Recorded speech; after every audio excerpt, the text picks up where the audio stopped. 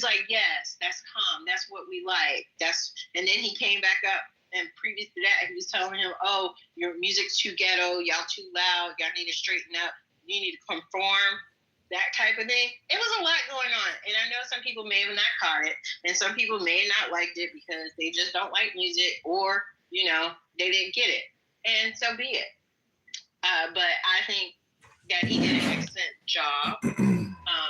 Not as good as Usher, the USHER Usher, but hey, it is what it is. So, the commercial that we really look at, you know, I know some people did, but really I did. I thought you saw melanated women. It meant everything to me today. So the Jeep commercial. So I enjoy Harrison Ford doing his Jeep commercial. And then also, I want to see how many people takes up that Starbucks situation, because, you know, Starbucks is on this on the boycott line as well. So I want to see how many people go in and get them free Starbucks, that they were giving out today. The Dunkin' Donut commercial, I thoroughly enjoyed.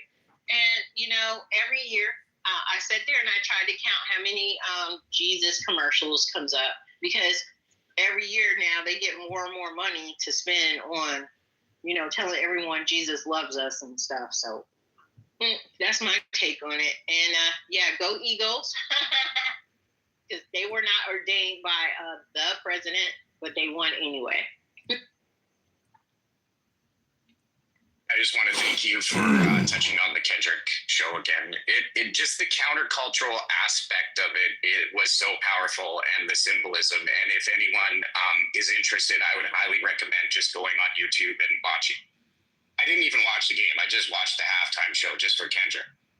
Well, I would say this. Yeah, and I would say this, Empress, to your point. Like, you don't actually have to get it. You don't have to like it. You don't have to like hip hop or whatever. You can't. The stage production was fantastic.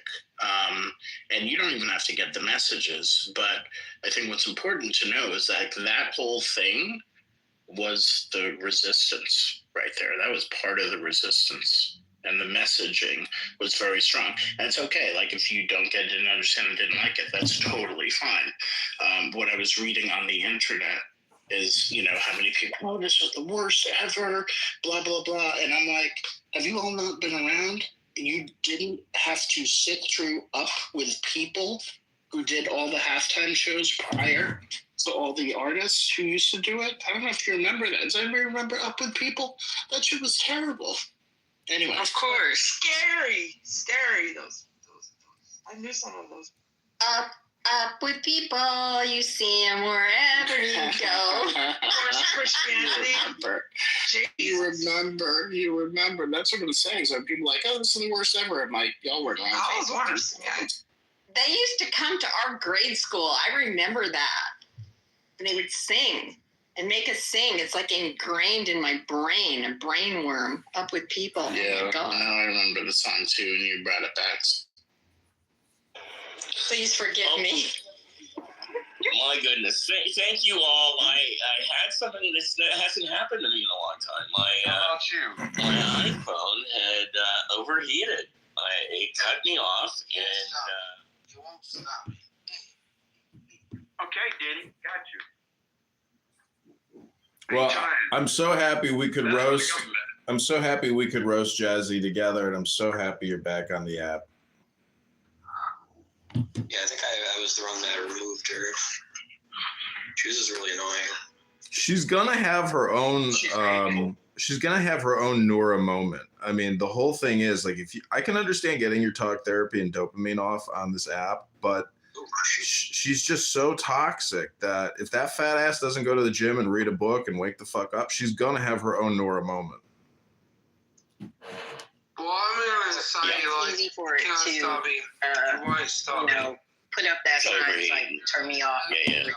Ben, it's also, that used to happen to me, and there are apps that run in the background that you're not even using, and they are causing it to overheat. I remember I had one app for my insurance company that said, if you're a safe driver, this will keep track of it. Well, that thing was overheating my phone like crazy. So go through your apps, delete all the ones you're not using, and make sure that you're not running something in the background that you've searched through Google. That That'll is an help a lot. excellent idea. It's an excellent idea. Remember, Clubhouse used to overheat the phones a few months back as well. That's a great idea. Yeah, no, I know. Whatever, I mean, the technology that they use is so different than any other audio technology because it always conflicts with YouTube and other things. It's, I don't know what the hell's going on. But you're absolutely right. There's a bunch of stuff happening. And actually, one of the main sources is that I replaced the battery with a place that did it for like $60, which sounded great. But it must be like a really cheap battery because I'm having trouble with it. So, but thanks for all the advice. That's the best reason for Clubhouse is you get emergency advice. But go ahead. Ben, I don't think I've ever said this before. Kyle, I hope you will take this as intended. But Kyle's put a good link in the chat. And Yeah. I think we should talk about it. No. It's a good one. Thank you, Kyle. It's about I can't clean it up. The psychotic Christian lady who's in this new White House job about faith. Someone else can upgrade that. I'd love to hear about it. Kyle, do you want to expand on that? Because that's one of my bugaboos, as they say. Sure. I was looking for people's feedback because I haven't fully looked into the speculation, but I did notice some talk about this person, and I know that she's big into the prosperity gospel, which upsets even some Christian conservatives because it's just like basically you're buying your place into the good graces of God with that. And that definitely goes against the actual, message of Christianity, which is really interesting how like American culture has changed Christian culture over the course of history. And so also I noticed that she's had some previous marriages, and there's some speculation about one of them with a band member of Journey and some finances there. And so I'm just wondering, like, it's very interesting how the conservative Christian right wing kind of thinks about their religion. And it might not actually be in line with the actual teachings of Jesus. And it's very interesting to see somebody like this be appointed to a top position, such as a faith office. So it's just something that I thought people might be interested in because of the talk about Project 2025 and also the kind of Christian aspect to do with that. And I thought maybe this might be something that people might be interested in. Yeah, no, totally. It's appropriate to our conversation, and I have heard of Paula White, and I remember back that she's a known despicable person. So I don't know if I know Dave Jacobson. You had mentioned. Do you have some more background on her? She's married to Jonathan Cain, the keyboard player for Journey. Oh, okay. All right. And so Don't Stop Believing has a whole new meaning. But Neil Sean, Neil Sean, the guitar player for Journey, has sued her because somehow, I guess Jonathan gave her access to the Journey corporate account, and he's been writing some big checks that he was not authorized. That's the prosperity of grift, and the Church of Grift, I think, is her main religion. Ooh, I like that one, right? That's a good one, right? All right, we are into the last half hour. Can I just I just want to say, I think that's interesting. I even got into this weekend. I think there's something about American evangelicals, right, who are disproportionately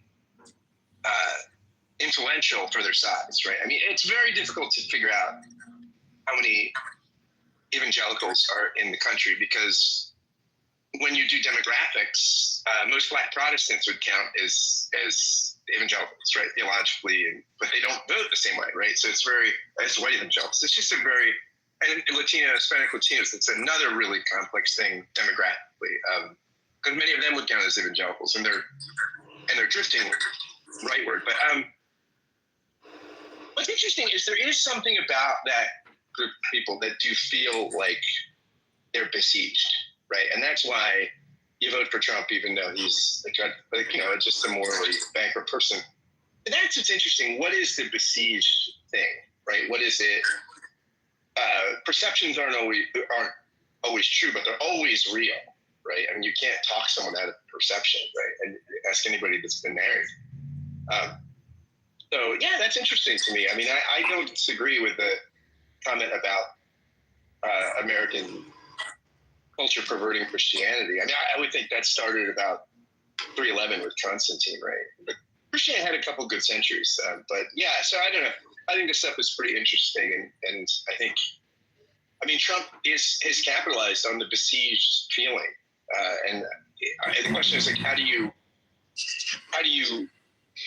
win over people that are besieged, right, or feel besieged, to realize, to a different imaginative place to stand? It's always a challenge, right? Because politics, it's not, this Chris Hayes was on Bill Maher this weekend. It was really great from his book. He said, Steve Jobs used to say, it's not the customer's job to know what they want, right? That we have to help them figure what they want. And he said, I think the same thing about politics, right? It's so much of it is helping people figure out what they want or maybe should want. So I don't know what's the imaginative frame to be persuasive in that context. This is Dr. James. I'd like to comment on this. And also I have an article I'd like to just quickly mention. But, I think personally, Scott, what I think is that you cannot convince someone who believes in a literal Bible with literal end time prophecy that says you will be persecuted, to convince them they're persecuted. So, I don't know what else to say about that outside of, this is, in my opinion, and this is coming, from someone who's grew up in a household of an Catholic father turned atheist, who, his big gift to me as an ex-hippie was figure it out for yourself. And, I've gone through a lot of different organizations of, spirituality, and, I see that there is a big grift going on, and it's co-opting religion like it did in the 80s with the, the moral majority, and it's come and gone, many times, and it's back in power. And, I'm sorry, I just don't see it like that, and we talked a bit about this yesterday, but I did want to comment on an article I read over the weekend. It was really concerning to me, which is, there's a study that came out that shows that people who've been diagnosed with ADHD, who have this diagnosis untreated over their lifespan, tend to live almost 10 years less than the average person. And, anywhere from 5 to 10 years less, depending on what end of the spread they fall on. And this is pretty consistent across gender. And it's actually fine to think about for me personally. So I've been digging into this a bit more. And if anyone's curious about it, I could, this week I could get into this a little bit more and talk a bit about what are the risks. Okay. I just want to say that if that's the case, then Black Protestants shouldn't be voting Democratic, because many of them track the same way on the literal Bible and they vote differently. So it's strange, but you can believe the same thing about the Bible. You could take a sort of, I wouldn't say literally, because I would say to read about the end times and Revelation and see it as a contemporary prophecy is not reading it literally. I actually think it's reading it anachronistically, but and that brings us back to hermeneutics, doesn't it? But I'm just saying, just so we finish it, I'm saying, like, people can have traditional views of the Bible and vote differently. So the frame you paint, Dr. James, is like, there are Bible literalists who actually believe literally that this sort of prophecy, kind of mystical prophecy of, what is it, John of Patmos and all of this. There are people who literally believe there is going to be an antichrist who comes with 666 on his skin and is going to come and slurp up all the Christians before, in the middle, or after end times, depending on what part of the argument they're on. And, this is not like me. You double down on their delusions. Why double down on their delusions? This is what I've been to that for Christianity. One mic at a time. Wait, Dr. Vincent, when you track most Black Protestants, they believe the same thing as white evangelicals and vote for liberal Democrats. So I don't think the fact that someone believes in a literal end times with a antichrist with 666. I'm talking about people. Okay, listen. Just let me just say this one last piece. I'm talking about folks who believe they're being persecuted. I'm talking about people who believe they're being persecuted. So take white out of the equation. Just call it Christian evangelicals who take a kind of more literal view of Scripture, who believe they're being persecuted for their religion. Maybe that's helpful for me to be that specific. But that population's probably much smaller than your rhetoric points towards. And this is why I've been coming up here, and every time I hear shit like this, I'm like, this is trying to put all people in a box. And I didn't say all Christians in a box. I didn't say all. The Bible literally. And what Scott has just explained to you is that is not true. Listen, I have almost as much religious education as Scott, except I don't write it, That doesn't mean on my your opinion is right and his is wrong. I'm not saying he's wrong. I'm saying I disagree. Okay. I don't write it on my forehead. I mean, you call yourself. All right. Let me get in there. I want to give my Native American. All right. Give your Native American. Go for it. So I think the original statement of Scott that these people feel put upon and that we should pay attention to it is sort of a gaslighting and red herring, right? These things, as has been acted upon at least since Trump's first administration, is that there is a rebrowning of America because the Europeans never really took care of all the Indian populations in Central and South America. And now, since Kissinger and Friedman and all of these different presidents have been screwing around in Latin America and messing up their economies, of course they're going to come here and try and make a living and get their shit back, especially when their countries are overpolluted, there's drug crime, there's all kinds of intelligence agencies. It's just a mess. It's violence, it's pollution, no jobs, all that kind of stuff. NAFTA just compiled on that because that was the only advantage that Latin America had over Anglo-America was agriculture, and then they took that away. So to me, this is all just towards assimilationist rhetoric, right? So even Trump, when he tried to take birthright citizenship away from Native Americans, because he said, unless they act like Americans, they cannot be Americans, even though they were first. We were all here first, Mexicans included, before the rest of you.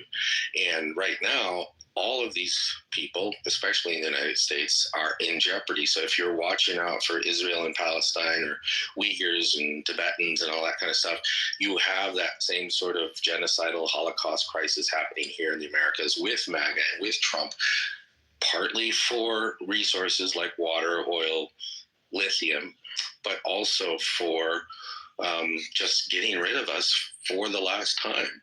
So to me, when these evangelicals are saying that somehow they're put upon, it's that they realize that the three Abrahamic religions, Judaism, Islam, Christianity, that have taken up all of the air in the room, so to speak, in the United States, fighting with each other, is going to be minimized. There are other people here from all over the world, including this hemisphere, that have their own opinion, their own culture, their own way of doing things. They have their rights because they were here for 40,000 years and they're coming to the United States. So I think it's just a red herring. I don't care that evangelicals feel put upon, that somehow their voice is diminished. It's right to be diminished. They are going to be part of a multicultural society. They'll have to live with it. Yeah, and just to put this into perspective a little bit, like I've got a friend and All right, but like keep it to so- like a minute where we have to. Okay, yeah. So like Go ahead. within First Nations in Canada, there is the residential school system. The Catholic Church headed this. It's terrible. It's interesting you brought up the Uyghurs and the Tibetans because Xi Jinping's kind of actually criticized Canada for doing what he's doing today to those groups of people. It's very much real. What's just the nuance that I guess over the course of time and realization and reconciliation is that there is an effort by certain denominations and certain evangelicals to strengthen those ties and have reconciliation and come to full awareness and recognition of all of the sins of the past. Of people that believe the same way as they did.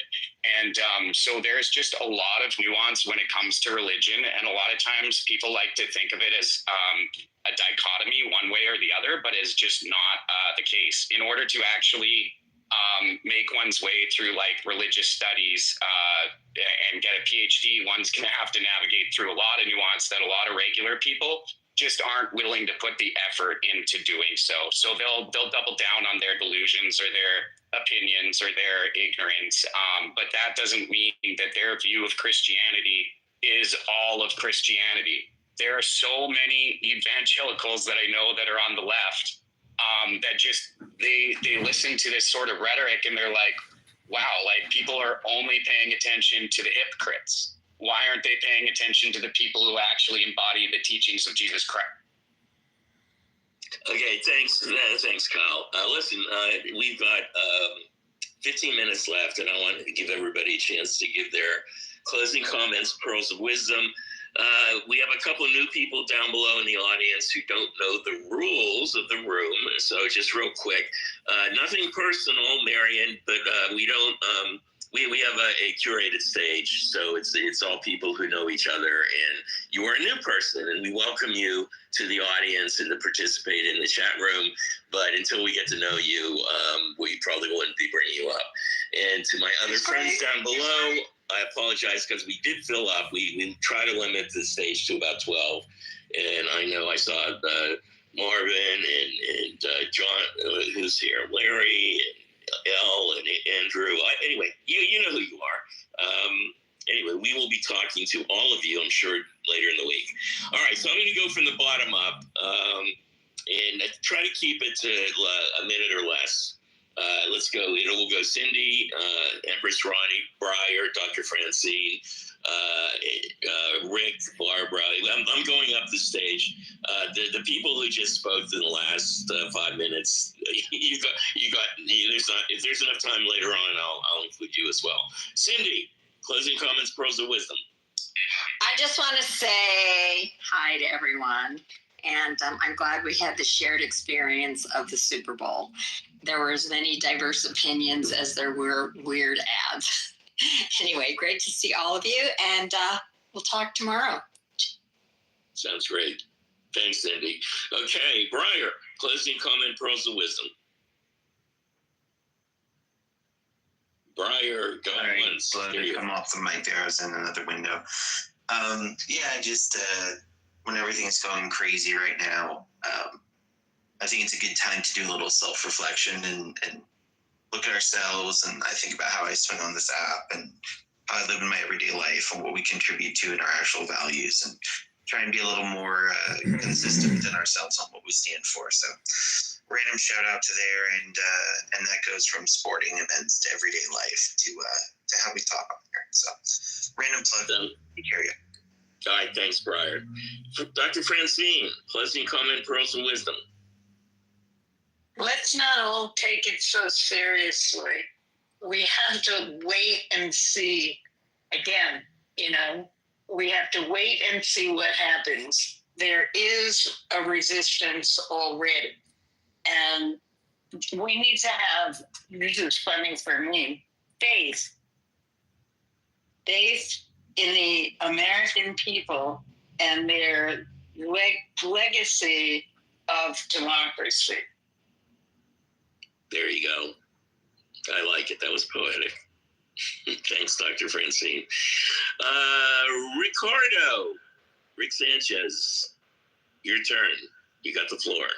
Well, I have a prediction that sometime within the next 4 years, Up With People will be back at the Super Bowl with the Village People. Oh, Oh no, you could be right. That's horrifying. well, I think Rick. I think before it happens, Up With People and Village People will be honored at the Kennedy Center Honors, and then they will go to the Super Bowl. Oh, there you go. I love it. Thank you. So anyway, my thing is find something to do this week. Definitely call your representatives. Tell them what you want. They have to hear from us. We have to keep the pressure on. We don't want the appeasement gloves to be put on. We want this is a time to resist. So to do that, you have to call them. Your state representatives, your local representatives, your federal representatives, just do it. And calling them is really the best way to do it because they have to have a person there to answer the phone and they have to record it. So, that's, I used to think that writing them, snail mail was the best way. But after talking to a bunch of aides, congressional aides that work for the people over the last 4 years, they said the best way to make a difference is to call, even if you might have to be put on hold for a little bit. But it doesn't take much time. If you set an hour a week, that's a very, very small price to pay so that your feelings be known to the people that are voting on issues that we need to have them vote the right way on. And that's it. Thanks, Rick. Appreciate it. Barbara, closing comment, pearls of wisdom. Barbara, our good Canadian friend who's Danish. I think Barbara. I can jump in if you want me to. No, but Smarty, I want to save you to the end. Okay. Well, not the very end. I'll get to you in 10 minutes. Okay. Let's see. Scott already been covered. Andrea, we haven't heard from you. Closing comments, pearls of wisdom. I would disagree partially with Francine and say, do take it seriously. Don't not take it seriously. And yes, wait and see, but be active in the action of the moment, which then building off what Rick just said, they have said that there are now typically on average, it was for one state. I think it might have been Missouri. I'm not sure. They usually get 50 to 60 calls an hour on a congressperson's phone. Even if you go to voicemail, because often they are not answering, you often don't just sit on hold. They don't answer. Your call still gets counted. And apparently they're getting up to between 1,300 and 1,600 calls. And so the numbers have gone up. The calls are making a difference in terms of Congress people taking notice. So that certainly does matter. So I would say, it's not a time to, one has to protect one's mental health, but I would say pay attention. And I think there's things that we're not talking about, like, has and when or if does DOGE move on to anything related to our nuclear weapons, and what is going to happen there, or is Hegseth now in charge of that, and therefore we don't have to worry about Elon getting access to our nuclear codes.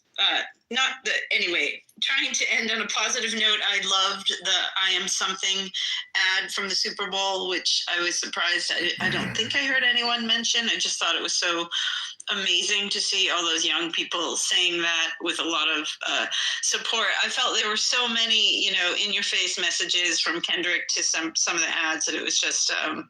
it was fascinating to see, and very interesting to see Taylor Swift get booed, as if that matters. Like, well, they could boo her for 5 minutes. Who cares? Anyway, great to see you all. And yeah, true. Don't despair and stay together, because that's where autocracy wins out over community and people standing up. I do agree with Francine's good point about, have faith in well, I'm not going to say that, but hopefully people will show up and understand and take action and not tune out. So, and the resistance is out there, and it'll only get bigger if you join it. There you go. Thanks, Andrea. Really appreciate it. All right, there was some requests down in the audience for Jihatsu to give a closing comment, pearls of wisdom, but keep it to under a minute if you can. Can I use lots of bad language and insults? I'd lay off. It is supposed to be pearls of wisdom. Oh, well, everything I say is a pearl of wisdom. No, I'm just kidding. Whatever day it was this week that, or last week, sorry, that you guys defended me. It was you, David, Jane, and a few other friends I have in this room. I appreciate it. My sense of humor, or even the things that I know, aren't commonplace. And if I choose to be a shock jock of sorts, it's because what I find with liberals or even center left people is that everything is either black, white, or Jewish, and nobody ever talks about the other people in this country, especially First Nations. And so I get frustrated with a room like this, and that's how I show my frustration, is I just make fun of people because they're ignorant, and I don't apologize for that, but I understand why people think that I come across as violent or ignorant or racist or anything like that, but I'm none of those things. And if you're a reactionary person who thinks yourself liberal and smart and loves Star Trek, you shouldn't be so reactionary and make yourself appear just like somebody that wears the stars and bars on their t-shirt. That's all I have to say. There you go. All right. Well, thank you. I appreciate that. That was fair comment, and yeah, like you provide an alternative viewpoint that's needed and not often heard. So I do appreciate that. All right, so we're gonna go to David Jacobson, and then Scotty will be the caboose. David. Yeah. Well, thanks for that compliment, Carranza, or whatever. Whatever your name is. It's fine. The whole point is I think that our observations might range from wait and see to get on the phone and call somebody, but there's only a few people that are tuned into what's going on. I mean, I know I was probably more politically aware than a lot of the people around me watching the game yesterday, but it was interesting to see that we have to figure out a way that unites us against what we all know is wrong, and that's a dictator takeover. Or I'm just curious, what are we going to do when Doge and Trump and Elon ignore the courts? So that I don't want to be too passive for that situation. So there you go. Thanks for everybody, and yeah, we're stronger together. Yep. Agreed. All right. Thanks, David. Scotty, you're up. Yes, thank you very much. Yeah, I just want to say this. So there are people who, let's say they go to a concert, and, one of the opening acts is jazz or something, and you don't like jazz. Whatever. You don't watch it. It's not for you. Or maybe it's country music or something. And, before the main act goes on that you're there to see, you go, realize you hate country music. You walk away, you get a refreshment. It's not for you. All that stuff. It's totally fine. Super Bowl halftime show. Hip hop is the most popular genre in music. Sometimes people don't like hip hop. They don't understand it. They don't get cultural references. It's okay if it's not for you, because not everything is for you. So I think most of the people that I'm talking to, or that would need to hear this in America, are the Chads and the Jennifers, no offense to if that's your name, out there in America, who are complaining on the internet about how much the Kendrick Lamar halftime show sucked. You know, sometimes these things are not for you, and that's okay. So when white people writ large start huffing and puffing, thinking that everything should be for them, they can also realize that not everything is for them. And it's okay to just mute up, to walk away, get a refreshment, and carry on, because there are many things that are not for them, and there are many other people in this world where Kendrick Lamar halftime show was for them. So for that, I'm grateful for the halftime show. God bless them. Great. Thank you, Scotty. That was perfect. Hey, listen, really a great Monday. Good way to start today. It's already the end. They kicked me from the room right at the very end. Okay, this has been How to Resist White Supremacists and Nazi Führer Trump and his Nazi accomplice, Elon Musk, from the Resistance Fighters of Clubhouse. Gotcha, bitch! Gotcha, bitch! This went on forever. She's like, I have friends in America. And I'm like, y'all, are you getting ready? And they're like, we're going to war.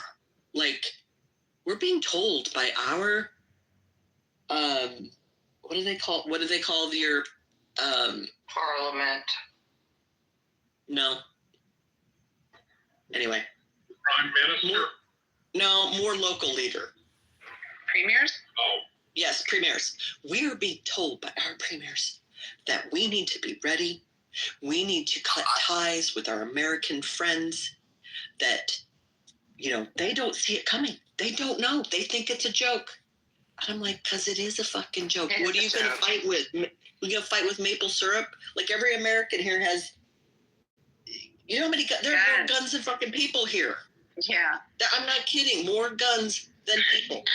Honestly, Canadians are stupid. What can I say? Like, the fact that they think we're going to war, first of all, is dumb. The fact that they care that Trump is elected. Yeah, why don't they secure the Canadian border? Why don't they dig a big fence along that border? Let's stop them where they start. No, because... Well, they are putting 10,000 troops on that border.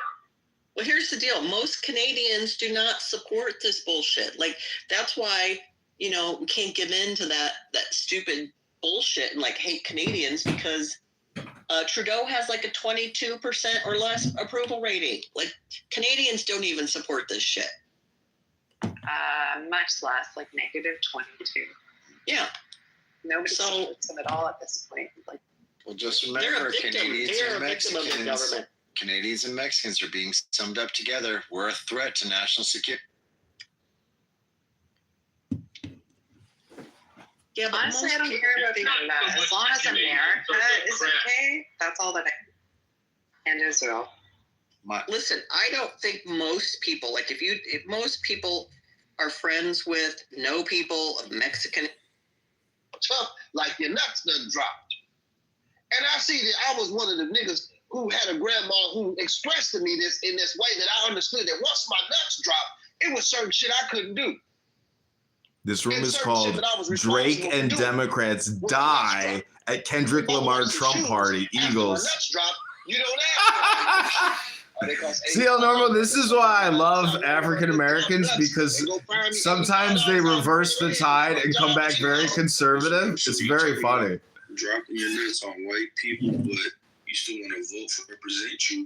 That's on them. Sir, do you understand?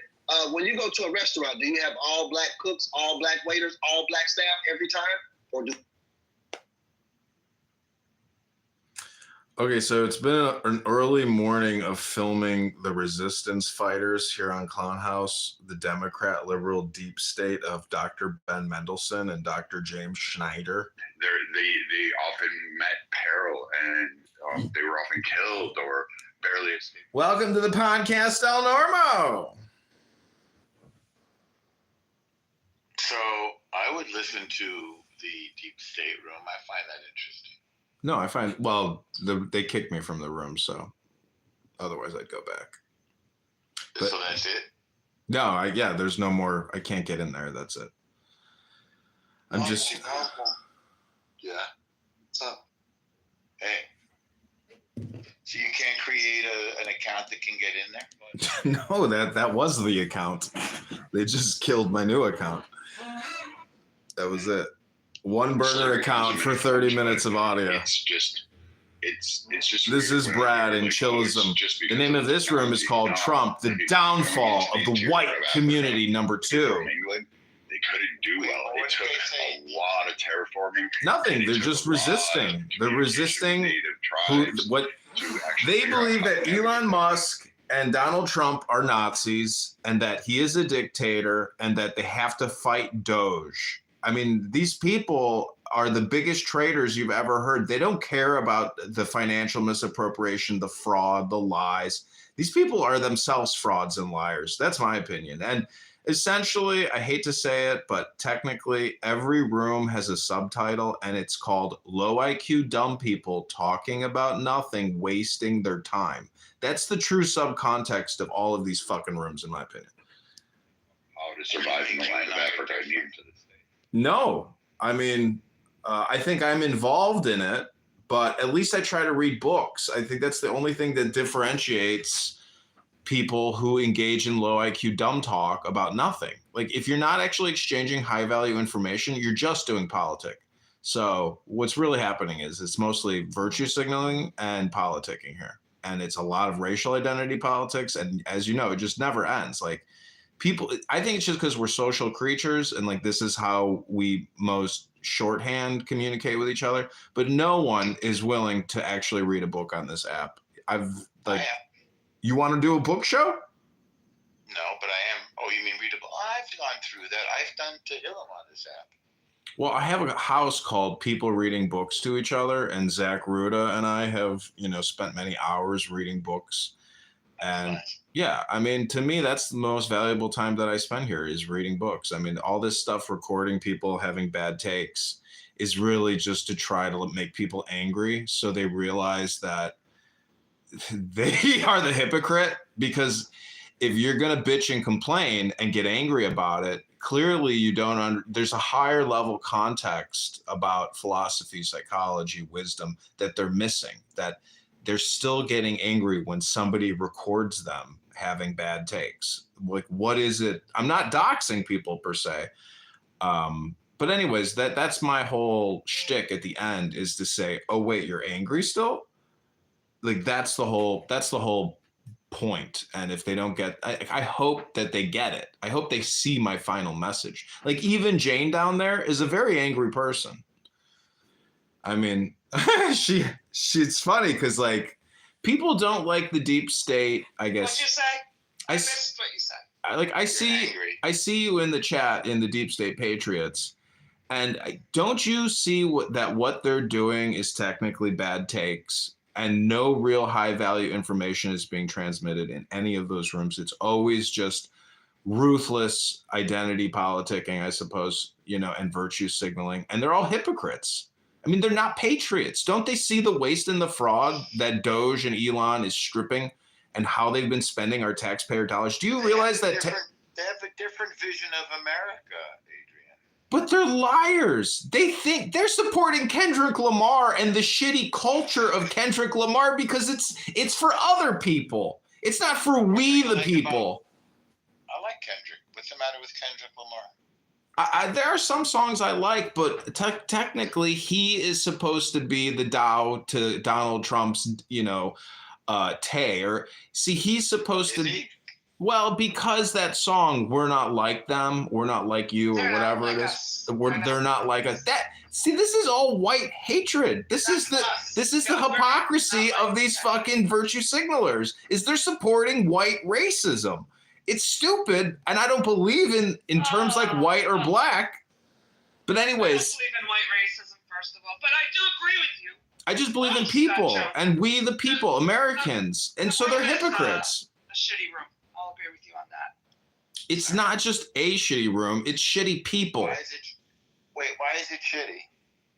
I don't enjoy it. It's personal. I find it shitty. Oh, you mean you don't care for it? Yeah, that's one reason. I think a lot of what Adrian just said is true. It's highly ineffective. It's highly uninformed.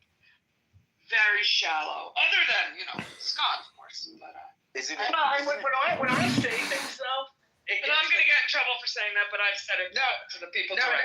That's I don't care. I really don't go there. When I say things in that room that I think are sensible, and I'm not saying like radical things, right? Like they're mostly just descriptive. People like Dr. James lose their shit. Like what? Well, I don't know.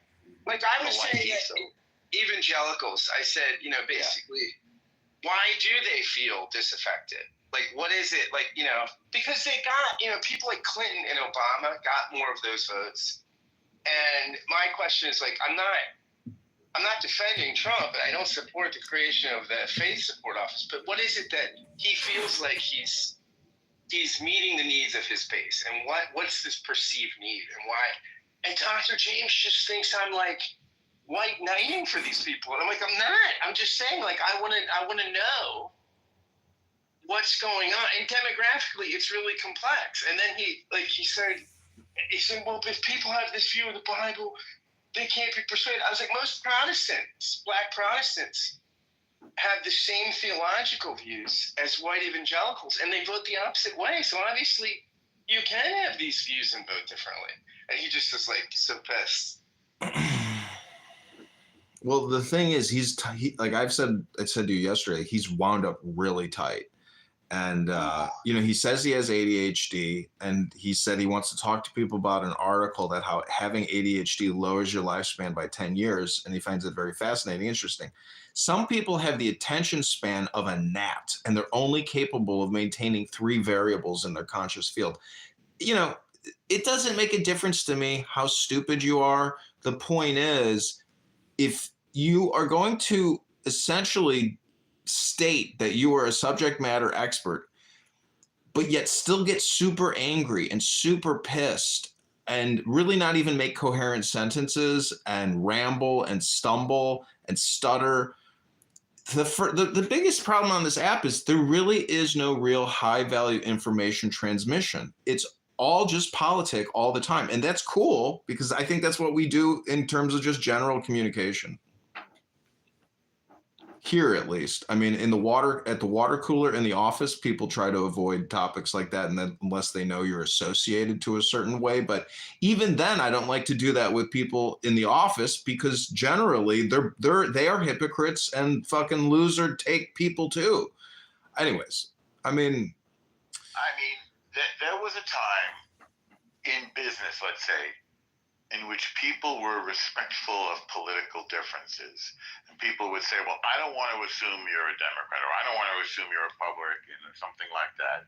And people would, out of politeness, just leave that aside. Now, it's either you're with us or against us. At least that's the way it was in the first Trump term and during the Biden administration, I think. But Norm, don't you think also, I agree with that point too, but as a media guy, don't you think also a huge factor is like we don't consume the same sources anymore? Like back decades ago, everybody watched evening news, right? There wasn't this proliferation of cable news outlets and podcasts and micro sources where people could talk. You had some common ground. You might have different opinions, but we had trusted common sources. So we had a media that we trusted collectively. Absolutely. We could at least agree on what we were talking about. Now we don't even agree on reality. Because I agree with you. So I'm sorry that we both started at the same time, but again, I make reference to Nicholas Nassim Taleb and his idea of fragility, and I believe our institutions are fragile to social media in unanticipated ways. So that if you have an idea of something that happened, somebody will have seen a TikTok video that says, no, this didn't happen, and present an alternative set of facts, and then there's no way to even discuss a given event, because there's no consensus on what we're living through. Norm, I texted you, but I thought your point in Steve's room yesterday when you were talking about Christians and stuff, I felt like you were so on point, and it's something that Democrats need to hear. Yeah, I just think it was a good. I think. What did I say? You were talking about like basically why you were talking about like just kind of like it's not radical that people kind of want the country has Judeo-Christian roots and yeah, you were just talking made some statements in response to the faith-based stuff that I thought was helpful, like in the sense of just sensible, right? I mean, because we didn't always lose as Democrats the number of evangelical votes that we're losing now. I mean, Clinton and Obama got much higher shares of the white evangelical votes. I don't think we're ever, as Democrats, going to win the majority of them or anything. But Trump didn't need to win the majority of the black or Hispanic vote to win. He just needed to eat into our share, right, of the. And so, if we could get back what we had under Clinton and Obama, who, Clinton especially, he signed the Religious Restoration Act. He knew how to reach out to people of faith. In a way that was I think kind of. But Scott, the antithesis of your position is that Bill Clinton and Obama were disasters for the American people, disasters, and George Bush was the pudding on the top. I mean, he's the biggest disaster. He bankrupted this country. He facilitated the bank. Do you understand what $40 trillion is and how it's only going to grow, and it's going to take 100 years for the American people to essentially get back to even where we were or where we could have been? I mean, you are right. You are right. I think fiscal conservatism has set sail because there's no votes in it, right? So Trump, won this election. It wasn't a landslide, but he won with a decent margin. And no one, I don't think, conservative or liberal, right or left, has any illusion that Trump is a fiscal conservative, right? I mean, there's just no votes there, right? I mean, there were people in the primary that were options that were at least tooting that horn a little bit. Whether they would have actually done it is another story. But that's just, people just don't care about that. And I think you're right. It's a concern because at some point, the dollar state's going to crush the dollar, and people are going to feel it. It's not just the federal deficit. It's your local municipal deficit, the pension crisis locally. I mean, you can say it's all connected because the federal government can bail out the municipals anytime. But this Wednesday, I'm announcing my candidacy for the 16th congressional district here in the Chicagoland area. And Mark Rice and his son, Max Rice, Max is going to be my campaign advisor, and I'm going to start the new Instagram and notify the current congressman that his time is up, and we're going to make him panic. So to me, the whole thing is really financial analysis. If you can't have that conversation, you're just a ruthless political partisan and a Alan, when you have your rallies, can Norm and I come to the rally? Absolutely. It'll be at veteran monuments because, as someone who was spared a senseless death in Afghanistan with a bunch of DEI hires on the sides of mountain cliffs defending positions against Mujahideen in Afghanistan, I just got to tell you that if you're going to come on this app and say that Elon Musk and Donald Trump are Nazis and that they're dictators, but never actually talk about the financial crisis in this country, I mean, it's shameful. I mean, these people are clueless. I mean, totally living in delusions of grandeur, really, is what's happening here. Norm, how do you feel about this political campaign, Norm? What do you make of this? This is breaking news. Quite entertaining. I mean, do you remember when Arnold Schwarzenegger announced his candidacy on Jay Leno? And Leno said, "You have a big announcement to make." And Schwarzenegger said, "Yes, this is the biggest decision that I've ever made since deciding to get the full bikini wax and running for governor." So this Wednesday is when I launch it. My friend, he was hesitant to work with me. And I said, I promise that I will put on a tie, a jacket, and a collared shirt, but I can't guarantee I'll be wearing underpants or pants or shoes or even socks, maybe socks, while I'm on camera creating content, disparaging the Republicans. there's a comment in the chat, and I want to try to experiment with a controversial opinion. People are constantly almost deifying the people who were here when Europeans landed on the shores, the native people, the indigenous people, First Nations, whatever you want to call them. And I've always questioned that deification. There might be another word for it. If you want, the hagiography. What happened was that Enlightenment values from Europe arrived at these shores, combined with military, intellectual, industrial, civilizational might. And whenever a more advanced civilization encounters a less advanced civilization, it's kind of inevitable that the more advanced one will take hold and will develop. So, I mean, it's awful that in years past, this was it amounted to, I guess it was an unintentional genocide. I don't think it was intentional. Maybe part of it was intentional, but on the other hand, I think we revere the values of the Enlightenment more than we would of the native cultures that existed before, which did have slavery, which did have brutal torture, which didn't have things like individual rights. So again, it's I guess sad that civilizations rise and fall, but if we had to choose between two, I think we would choose the Enlightenment over the alternative. Is that too controversial? I'm addressing this to the guy who's writing this in the chat. Well, Norm, do you know Pinkert's book Enlightenment Now?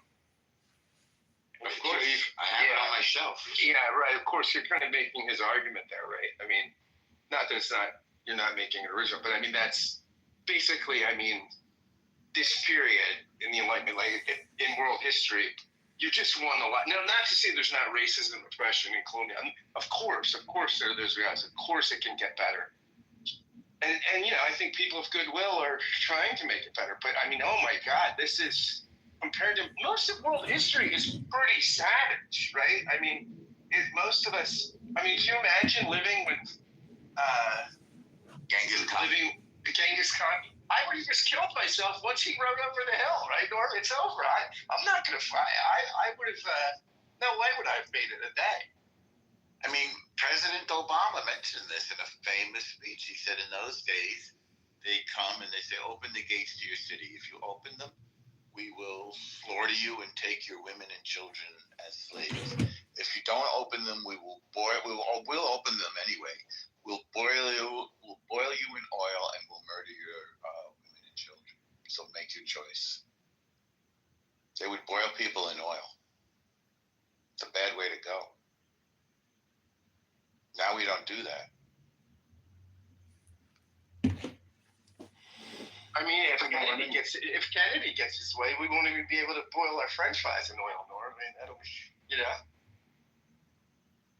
So I'm trying to get Max. I'm trying to get Max Rice to come back in here. He's the campaign manager for this conquest of the 16th district. And, you know, we've seen the deep state patriots come in, but of course I invited them up. They don't actually want to say anything here because they run a curated show. You know, if people are afraid of censorship and they're afraid of opposing views and all they want to do is virtue signal and claim they are part of a resistance against fascism, Nazis, dictators, and Doge, you know, they're just propagandists and they're really low IQ and they don't have the emotional strength to come into an opposing room or let opposing views or voices, even calm and compassionate voices, which are still opposing. It shows fragility. It really shows weakness. Good morning. Hey, Shlomo, how you doing? Hi, Shlomo.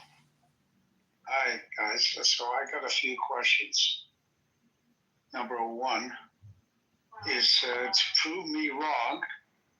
that there's more oil in Alberta than there is in all of the United States of America combined. Prove me wrong. Do you want me to show you the map? Show me the map. That's what You mean the oil? Why is this an issue of contention? because the proof is that I agree with much of what Trump is saying, but some of it leaves me at a loss that he's either speaking to dummies, which is none of you people here, because you're all thinkers with proper discourse, but to say, you see, you live there, I live here. It's a false border, the 42nd, 49th parallel, whatever. It is a false border. It's just a line from the Lake of the Woods to Vancouver. But to say that Canada should be a 51st state, I must say the word, is asinine. So he's saying it knowing that 40 million people in Canada is equivalent to 40 million people in California, and the size of Canada and its resources and the area is greater than all of the United States. So he knows it doesn't make any sense in the words he's using. So he must be pandering to idiots, you know, just to make a broad statement instead of saying British Columbia would be a state, Ontario would be a state. Ontario would be the fourth or fifth largest state, by the way, after New York, Florida, Texas, and California. So instead of putting it in detailed terms, he just makes a broad statement.